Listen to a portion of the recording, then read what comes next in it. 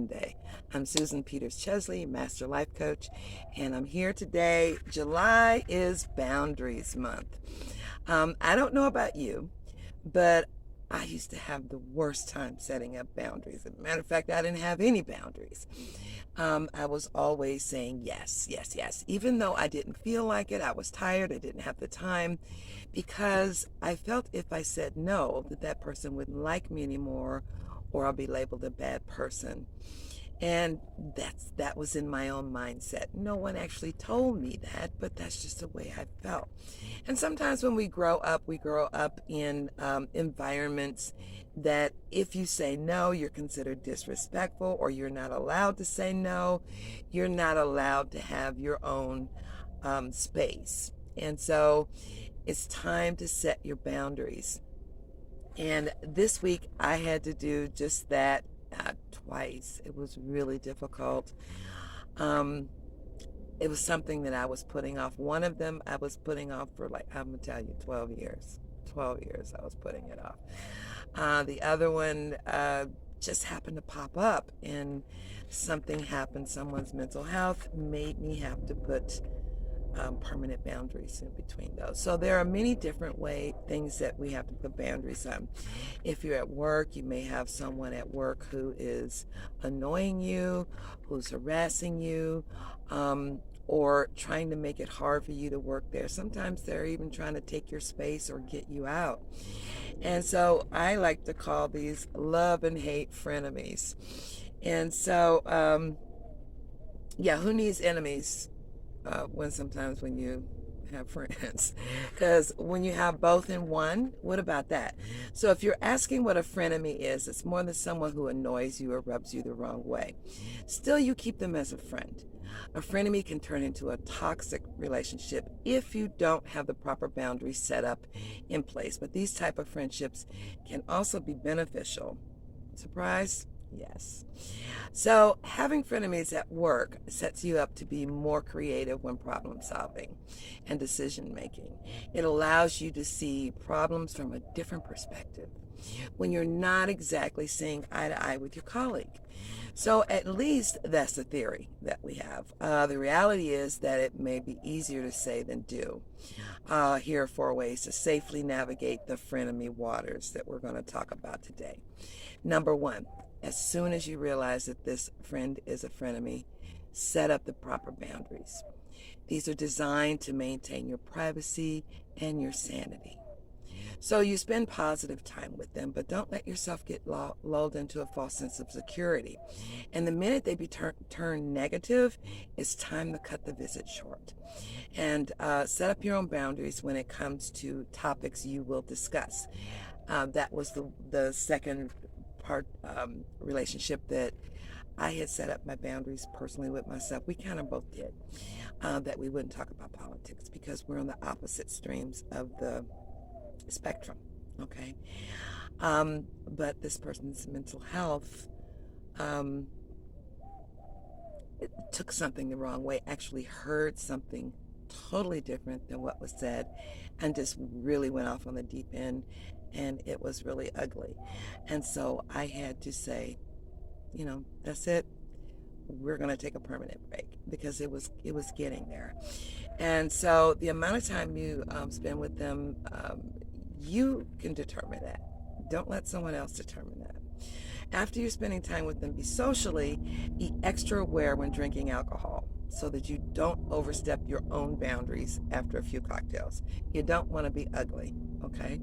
You want your boundaries to be, you just kind of step away. So number 2, you want to utilize the competition between you and your frenemy to your benefit. Like I was talking about, at work, there's competition.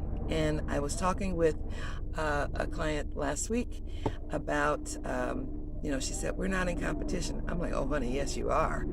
If you're in a management team, you're in competition whether you want to think so or not. You're in competition to make sure that your achievements are seen and other people aren't stealing your work and claiming it. And that's what was happening. So healthy competition can be excellent for your professional and personal life. Now, but when you begin to feel overwhelmed or have otherwise negative feelings from that situation, it might be time for a short break. You want to come back with a renewed sense of motivation and positive feelings and accept it as a challenge. That challenge could be that you are going to see it in a different way. You are going to respond differently. And that means you have to get the skills for seeing a different perspective and for responding differently to difficult people. All right. Number 3, try your hardest not to overreact. Oh, Lord, this is so hard. I had the first situation with the 12-year situation, I had to literally sit down and do it in email. It was something that happened on the phone, and it was a serious thing that I was talking about, and the person told me to get over it. And it was a cultural thing. This person said something to get over something I had experienced that had really shaken me without even understanding or having any compassion as to what I was going through. And I had said, I gotta go. And so what I did was I sat down and I wrote an email. I thought it out. I did the steps. I actually took a good long length of time and did not go into victim mode, but wrote how I was feeling when that was said, what that triggers in me, and why I feel that it's time to end this relationship. Because it was 12 years of me saying, okay, I'll give it another step, of this person constantly boundary jumping, constantly abusing my kindness, and so I just couldn't do it anymore.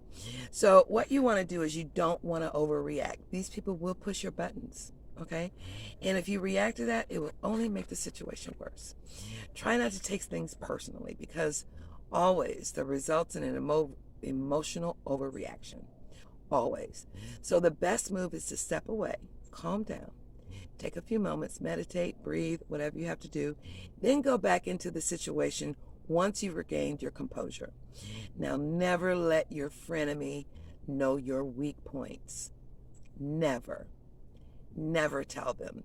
Keep that to yourself. So this is why you don't want to give people ammunition to poke at you.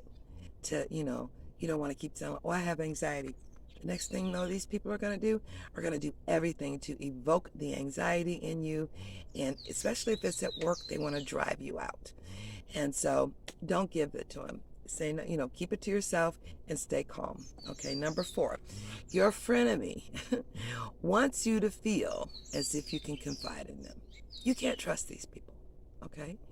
First of all, this may make you feel as if you can trust them. They're going to do that. They're going to gaslight you. They're going to, oh, honey, I would never tell anybody. But you might feel like you can talk to them about other friends or colleagues. But don't do it. This is never, ever a good idea. Even if it's family, it's called, triangulation. One person in your family, like, oh, you can confide in me, honey, I'll never tell anybody. But you kind of know in your mind that this person talks about everyone else. So why wouldn't they tell your business to everyone else? Which is what they do.